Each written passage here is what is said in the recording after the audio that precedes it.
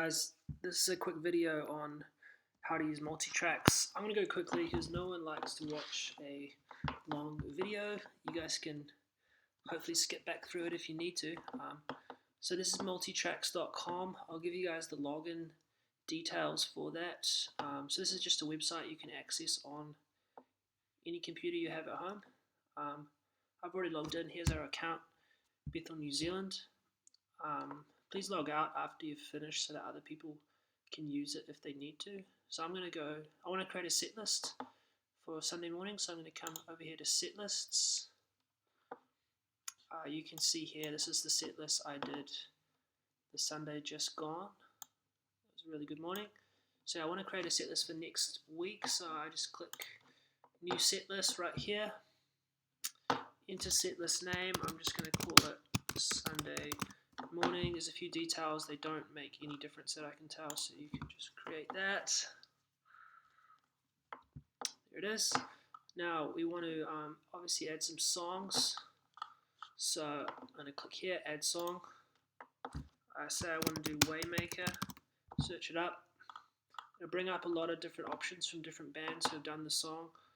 I know that this is the original by Leland. If you want to check what's what, you can simply click on the song and go listen to a sample of it. But I know this is the real Waymaker, so I'm going to choose that one. You can choose the key. It doesn't matter because you can change it later, but try and get the right key. Yeah, then click add. So there it is. There's one song added. Let's add one more just for an example. So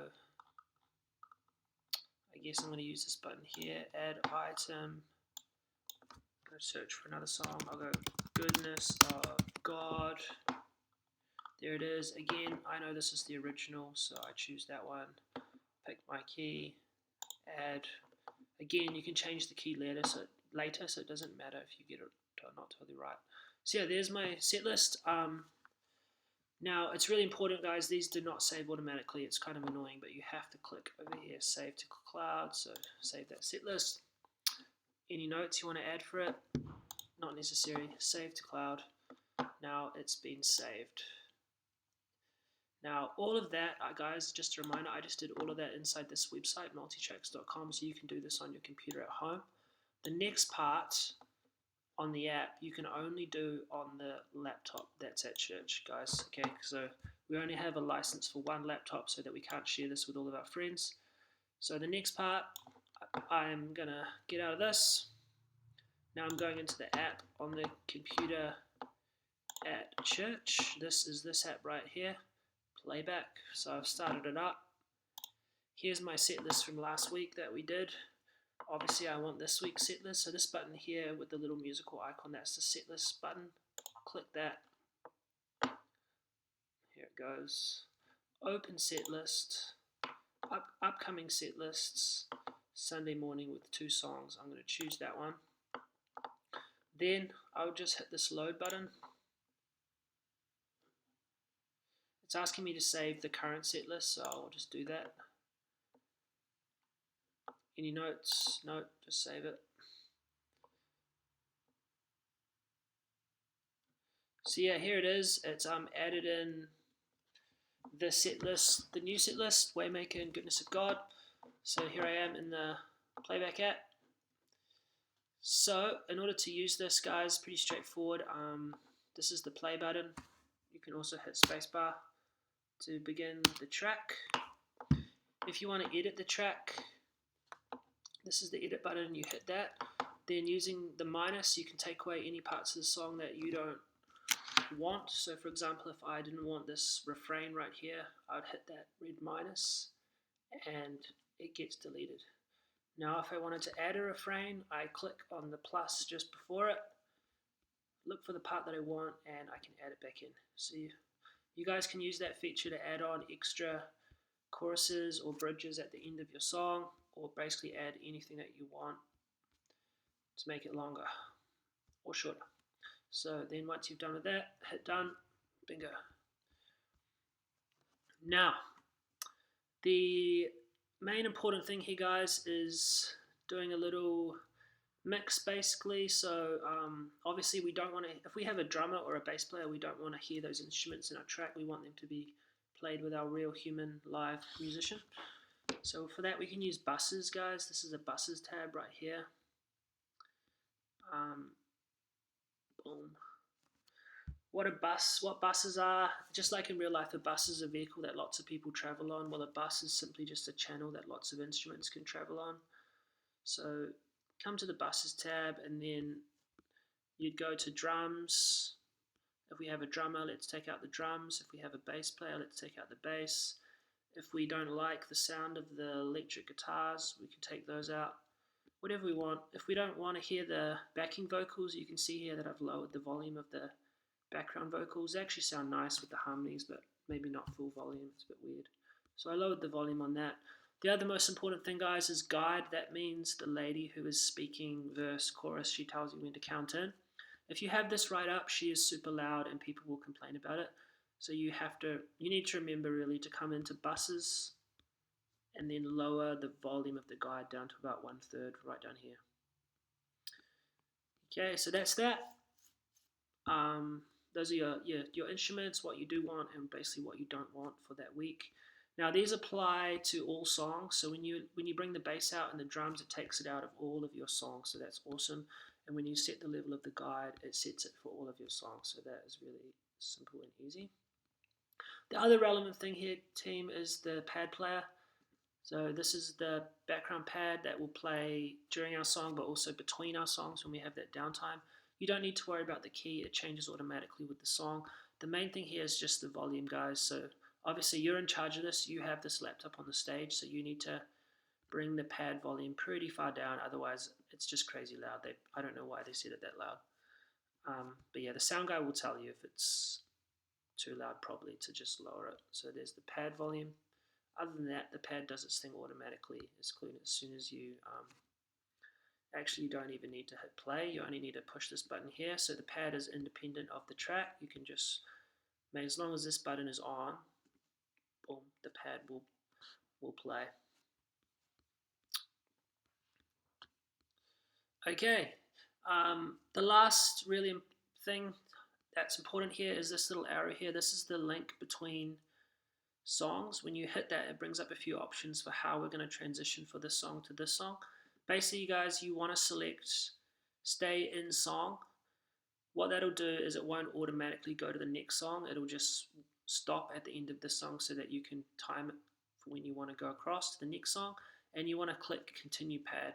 So what's going to happen now is when the first song ends, it's going to stay in the song. It's just going to end and it's just going to play the pad. So that's perfect. That's exactly what you want. So that when you want to go to the second song, say you're talking or someone's praying or you have to move your capo, whatever, you can give yourself a couple of minutes and then click to the next song and then click play. The pad will change automatically. Yeah, so that's basically how you can use the Playback app. Again, this app, guys, is only going to be able to be used on the computer at church. I'll give you the login details. It's locked inside the office. One thing that will happen, guys, is when you first load your set list, it happened already because I'd already loaded the set list previously, but when you open your set list, it will ask you to use 3 of your rentals. Basically, we pay just over $100 a month, so it is a bit of investment, guys. One of the reasons why I'd love for us to have a go at using this, also because it sounds awesome and creates an awesome atmosphere. But we get 16 rentals a month. So when you put the songs into here, we'll ask you, do you want to use 3 of your rentals? You'll just click yes, and then it will load the set list in. Yeah, so that's it. Final important things. If you want to skip manually to a certain part of the song, you just double click on it. So if you wanted to say the song ended, silly updates, remind me tomorrow. Say the song had just, the song had just ended down here, and then I wanted to go back to the start of the song. I just scroll back to the start. But that's not a good example because you could just use this button to go back to the start. But say I wanted to go from verse 2, double click on it, hit play, the lady will count you in. It'll swell in, it won't come in unnaturally, and away you go. So that's double click to select a section of the song. If you want to loop something, say this chorus is playing and it's sounding awesome and I want to do it again, all I need to do is hit L on the keyboard. This little button lights up. You can also hit it manually. That's loop, L for loop, and that chorus will loop once. If I want to loop that chorus, this bridge, say for now this bridge is playing, I'm really loving it, I want it to keep going, I can push, I just simply hit, let's get that to play, it's playing now, I just hit I on my keyboard, that's for infinite. This button here lights up, now it's going on an infinite loop, so that will just loop over and over until I push the I again, or physically push this button. Much easier to just hit I, infinite loop. The other button is F, guys, for fade out. If something goes wrong or the pastor tells you to stop or whatever, you hit F, the song will fade out. And then you can hit F again to fade it back in if you needed to. So yeah, you've got spacebar for play, F for fade out, fade in, L for loop, I for infinite loop, and then P is the other control, guys. P is for pad on and pad off. Yeah, so that's it.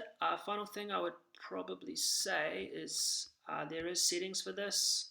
Most of these settings, guys, don't touch them. I'll set them perfectly for how we need them. But the one setting you might want to change is the guide cue count in each section adds a verbal count. So that's the lady counting in verse 2, 3, 4, chorus 2, 3, 4. And then the pre-roll provides a count in from the beginning of each section. So basically that's just variations of having the lady count in. If you're finding her annoying or you don't have a drummer and you don't really need her, you can at least turn the pre-roll off or turn both of these off and just have the click. You'll figure it out. But it's just those two controls there, guys, for the lady. You don't need to worry about any of these other controls. That's in settings, which is this menu right here with the 3 arrows. And yeah, that's really it. Theoretically, if you wanted to, you could go in here, click edit, click the plus button, and you could add in choruses, add in bridges, and set up your entire set for the whole half an hour if you wanted to, because this is only 5 minutes. Otherwise, you can just use the track for the 5-minute song. Then once it ends, obviously your acoustic guitar player or whoever you have can still continue to play, and you can just do acoustic parts with no click after the track has ended. So the click will stop once the track ends.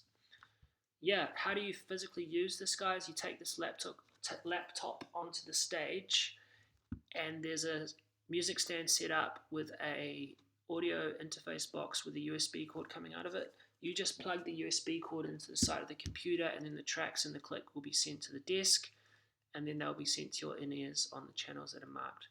So that's it, guys. I know it's a lot of information, but rewatch the video again or skip to certain parts, and obviously message me, ask me any questions. But yeah, hopefully it was helpful. Thanks for watching, guys.